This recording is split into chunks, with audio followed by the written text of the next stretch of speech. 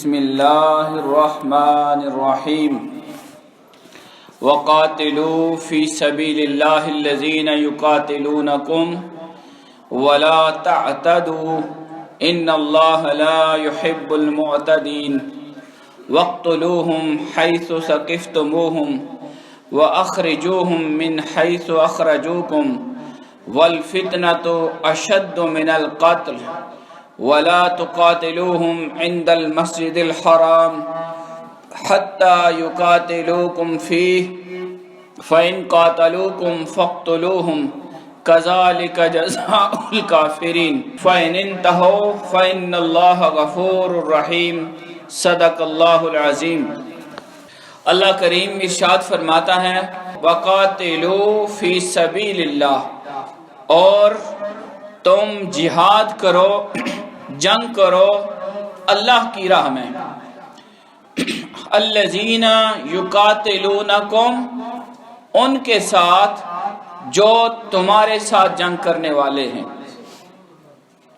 جو تم سے جنگ کرتے ہیں تم ان سے جنگ کرو اللہ کے راستے میں۔ ولا تعتدوا، اور حد سے نہ بڑھو۔ ان اللہ لا يحب المعتدین، بے شک اللہ حد سے بڑھنے والوں کو پسند نہیں فرماتا۔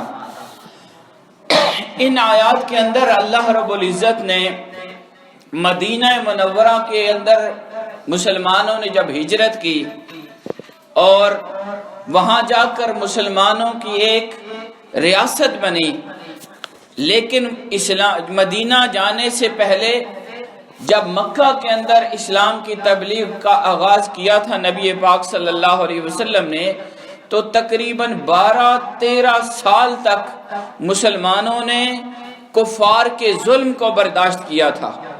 ان کفار کا جو جبر تھا، ظلم تھا، زیادتی تھی، اور جو اس طرح کے ان کے مظالم تھے، ان کو برداشت کرتے کرتے 12-13 سال گزارے تھے۔ پھر مسلمان مدینہ چلے گئے۔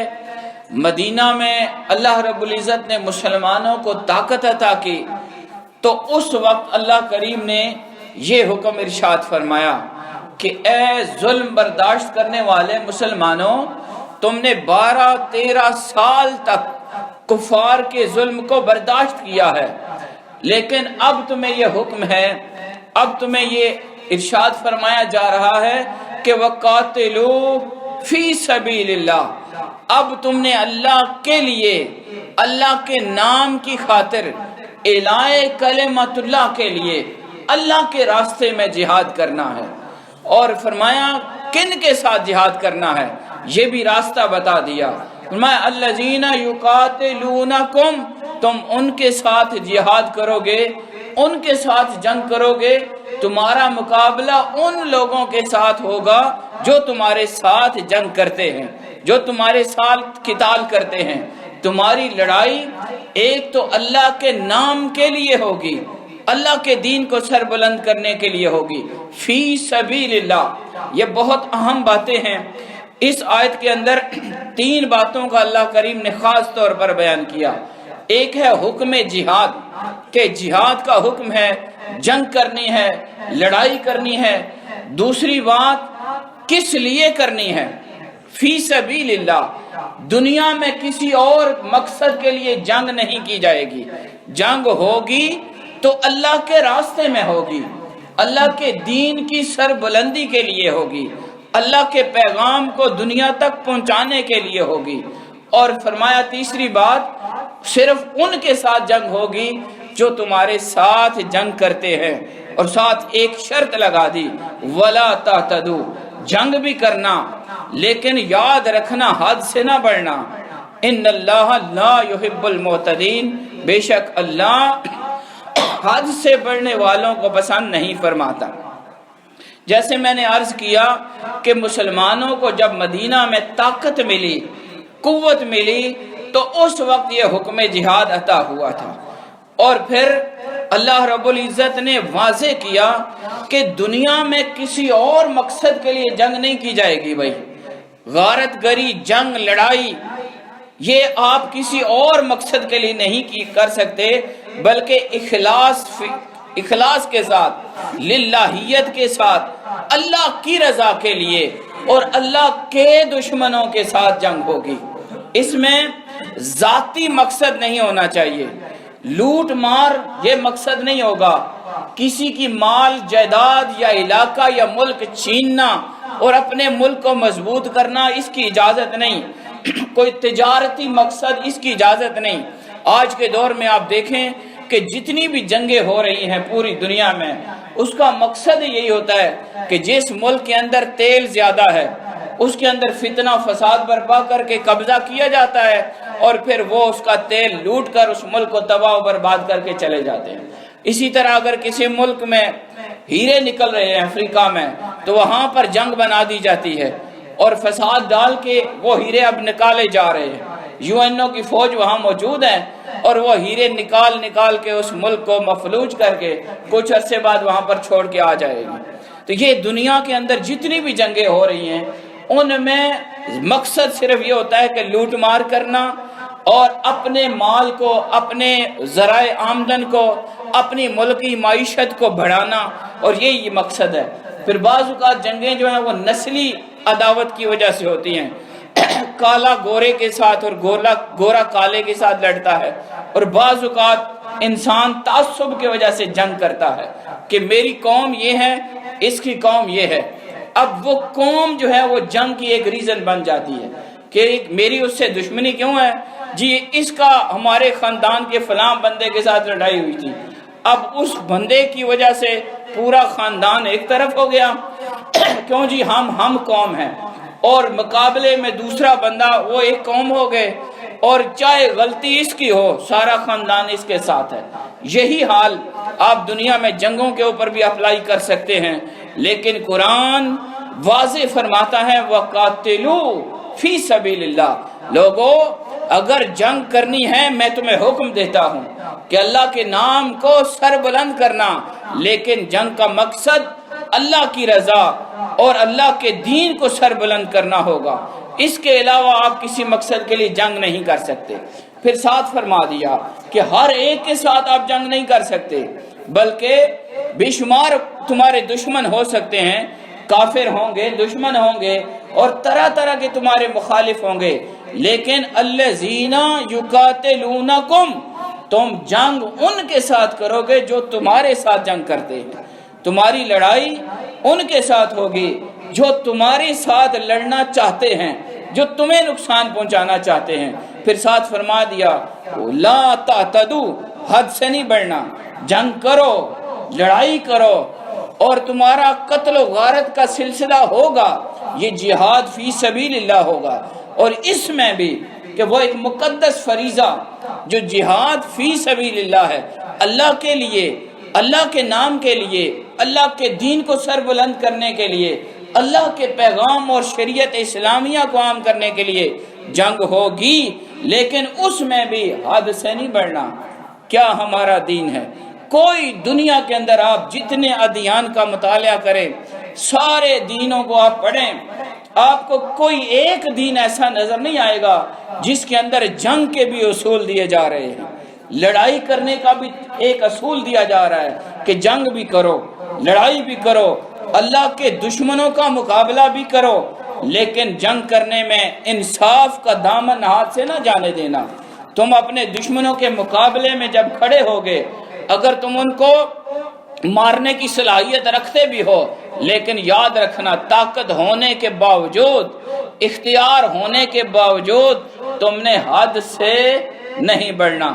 آپ دیکھیں حضرت ابوبکر صدیق رضی اللہ تعالیٰ عنہ، انہوں نے اس کی مثال کیسے قائم کی، جب انہوں نے اپنے ایک سپہ سالار، ایک آرمی افسر کو جنگ کے لیے رخصت کیا تو آپ اس کے ساتھ پیدل چل رہے تھے، وہ سپہ سالار وہ سواری پہ تھا، آپ نے اسے الوداع کہتے ہوئے جو ارشاد فرمایا، کہا پھلدار درختوں کو نہ کاٹنا، جنگ کرنے جا رہے ہو، کیونکہ جنگ کا مقابلہ ہوتا ہے، مقابلے میں پھر کوئی لحاظ نہیں ہوتا، لیکن اسلام وہ واحد دین ہے جو اپنے ماننے والوں کو جنگ کا بھی، لڑائی کا بھی، قتل و غارت کا بھی ایک اصول دیتا ہے، اور وہ انصاف کا اصول ہے۔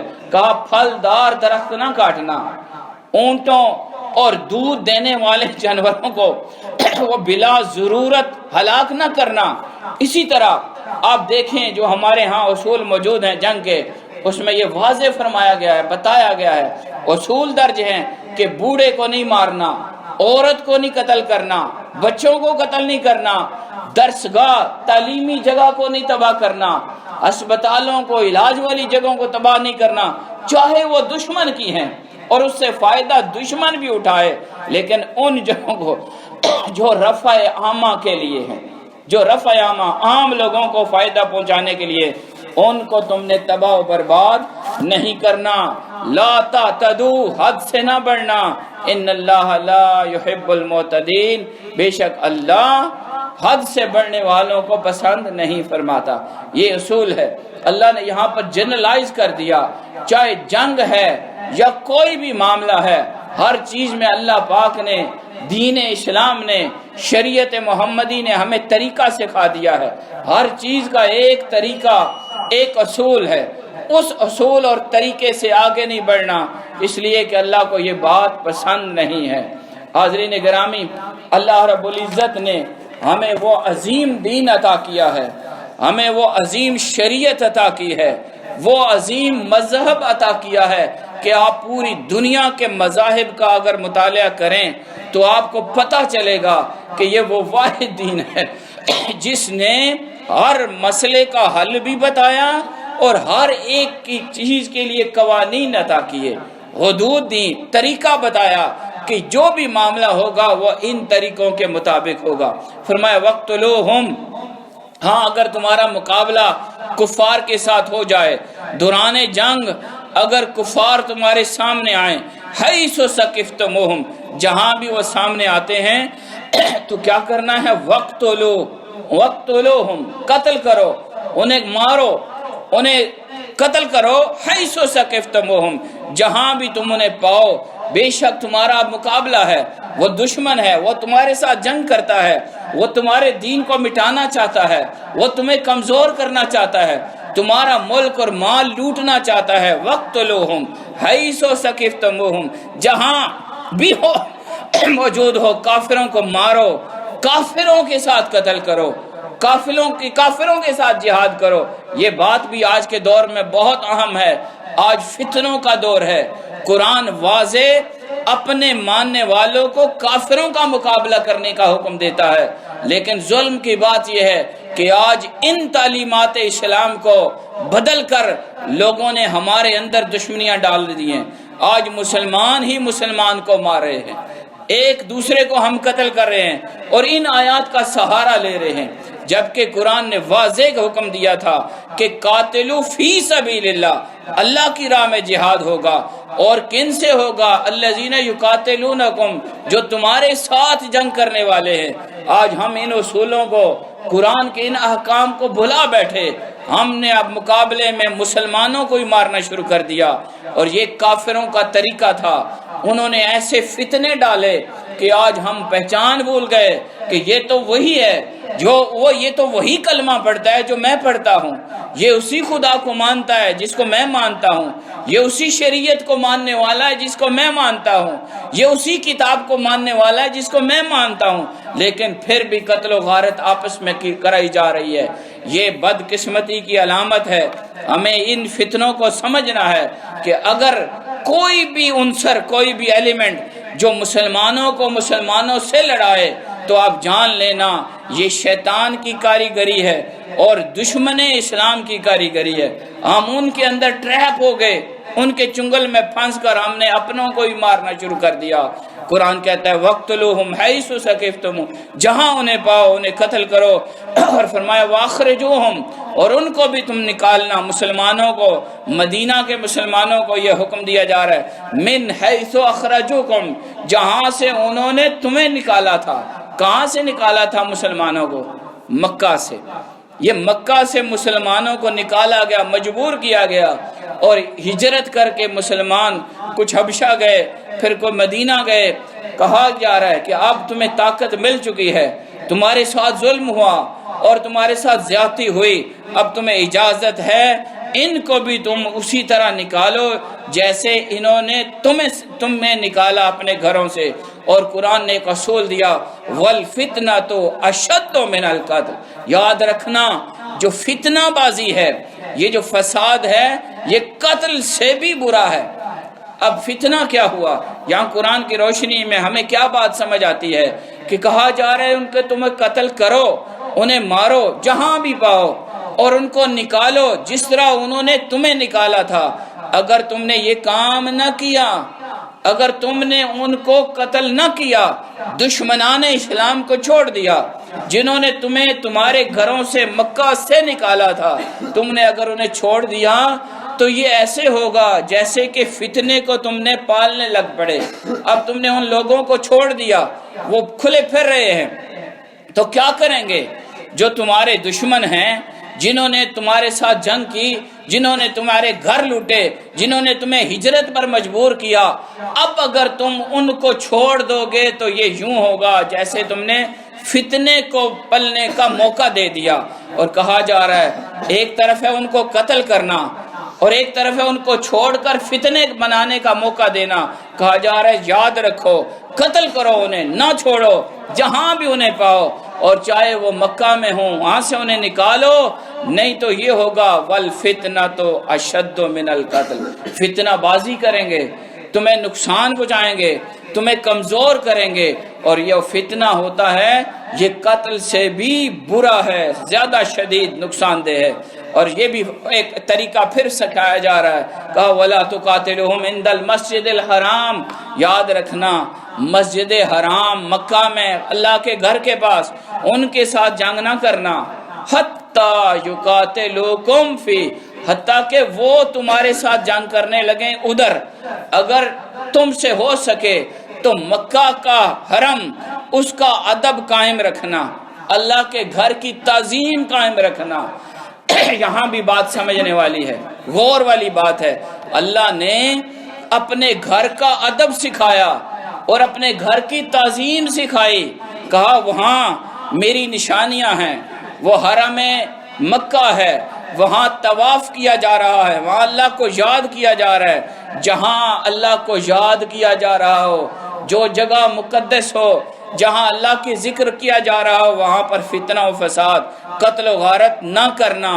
لیکن پھر بھی کہا یہ دین اسلام کی وسعت ہے، یہ دین اسلام کی عالمگیریت ہے۔ کہا یہ بھی تو ہو سکتا ہے کہ وہ بدبخت تمہیں وہاں مارنے کے لیے آ جائیں جہاں تم اللہ اللہ کر رہے ہو، ذکر کر رہے ہو، قرآن پڑھ رہے ہو، نیکی کر رہے ہو، تم اللہ کو یاد کرنے والے اللہ کے گھر میں بیٹھے ہو۔ یہ بھی ممکن ہے کہ دشمن اسلام تمہیں وہاں مارنے کے لیے آ جائے۔ کہا حتیٰ یقاتلوکم فیہ، اگر وہ تمہیں وہاں قتل کریں بس پھر تمہیں اجازت ہے۔ پھر خانہ کعبہ میں بھی اگر دشمن اسلام کافر آ جائے پھر اس کو نہ چھوڑنا، لیکن ادب یہ ہے کہ پہل تم نے نہیں کرنی، پہل نہیں کرنی، اس کو چھوڑے رکھنا ہے۔ پتہ ہے دشمن ہے، یہ مجھے مارے گا، نقصان پہنچائے گا، لیکن اللہ کے گھر کا احترام قائم رکھنا۔ لیکن اگر وہ نہ رکھیں تو جان بچانا فرض ہے۔ فَإِن قَاتَلُوكُمْ فَاقْتُلُوهُمْ، اگر وہ تمہارے ساتھ یہ ارادہ قتل کر لیں اور جہاد پر آ جائیں، ظلم پر آ جائیں، تمہیں مارنے کے لیے تل جائیں اور کعبہ کا بھی وہ خیال نہ رکھیں تو پھر تمہیں بھی اجازت ہے۔ اب چاہے مسجد ہے یا اللہ کا گھر ہے یا مقدس عبادت کی جگہ ہے، اگر دشمن تمہارے اوپر حملہ آور ہو جائے تو مقابلے کے لیے تمہیں اجازت۔ فَإِن قَاتَلُوكُمْ فَاقْتُلُوهُمْ، پس اب تم انہیں قتل کرو۔ كَذَلِكَ جَزَاءُ الْكَافِرِينَ، یہی کافروں کی جزا ہے، یہی انکار کرنے والوں کی جزا ہے۔ میں نے عرض کیا، اس بات کو دہرا کر ختم کرتا ہوں کہ یہ حکم قتال، یہ حکم جہاد، یہ جنگ کا حکم اللہ نے کافروں کے ساتھ دیا تھا۔ آج ظلم یہ ہوا کہ ہم مسلمان آپس میں لڑ پڑے۔ آج مسلمان ملک کا دشمن بنا بیٹھا ہے، آپس میں جنگ ہو رہی ہے۔ آپ کو پتہ ہے کیا ہو رہا ہے؟ ایک ملک کے اندر ایک فرقہ دوسرے فرقے کو قتل کر رہا ہے۔ کیوں جی؟ وہ اس کو کافر سمجھتا ہے، وہ اس کو کافر سمجھتا ہے۔ نہیں، اللہ نے یہ حکم مخالفین اسلام کے لیے دیا ہے، جو دشمن اسلام ہو، اللہ کے نام کا دشمن ہو، شریعت اسلامیہ کا دشمن ہو اور مسلمانوں کو ختم کرنے والا ہو، مسلمانوں کے ملک کو نقصان دینے والا ہو، اس کو قتل کرنے کی اجازت ہے، چاہے وہ حرم کعبہ کے اندر ہی پناہ لے کر بیٹھا ہو۔ قرآن کہتا ہے یہ ان کے عمل کی جزا ہے، کذالک جزاء الکافرین، یہ جزا ہے کافروں کی کہ انہوں نے نہ اللہ کے گھر کا احترام رکھا، نہ انہوں نے دین اور شریعت کا احترام کیا، نہ انہوں نے کسی مقدس عبادت والی جگہ کا احترام کیا۔ اب ان کی سزا یہ ہے کہ آپ ان کو قتل کرو، لیکن پھر کیا رحمت ہے، کیا شریعت ہے، فرمایا فَإِنِ انتَهُوا، اگر پھر تم غالب آ جاؤ اور تم اپنی طاقت سے ان کو دبا لو اور وہ باز آ جائیں، فَإِنِ انتَهُوا، اگر وہ باز آ جائیں، رک جائیں جنگ سے، فَإِنَّ اللَّهَ غَفُورٌ رَحِيمٌ، بس اللہ بہت بخشنے والا اور مہربان ہے۔ یہ اللہ کی مہربانی ہے کہ کافر بھی ہے تو انکار کرنے والا ہے، جنگ سے باز آ گیا، مقابلے سے ہٹ گیا، کہا اب چھوڑ دو، اب چھوڑ دو، بے شک اللہ بخشنے والا غفور ہے، بہت بخشنے والا اور رحیم، انتہائی مہربانی کرنے والا ہے۔ حاضرین گرامی، ہمیں ان آیات سے یہ سبق لینا ہے کہ اگر ہمارا مقابلہ کفار سے ہوگا تو پھر ہمیں ان کے ساتھ جنگ کی اجازت ہے، اور اگر کافر مقابلے میں نہیں تو جنگ اور قتال کی اجازت نہیں۔ دوسری بات اس سے ہمیں یہ پتہ چلی کہ جنگ کا جو مقام ہے اگر وہ مقدس ہے، عبادت والی جگہ ہے، وہ وہاں پر اللہ کا ذکر کیا جاتا ہے، تو وہاں جنگ و جدال، جھگڑا اور فساد، اس کی بے ادبی، توہین کرنا، یہ اللہ کی منشا اور مرضی اور قرآن کے حکم کے خلاف ہے۔ اللہ کی بارگاہ میں دعا ہے مولا پاک ہمیں ان تعلیمات پر عمل کی توفیق عطا فرمائے۔ وما علینا۔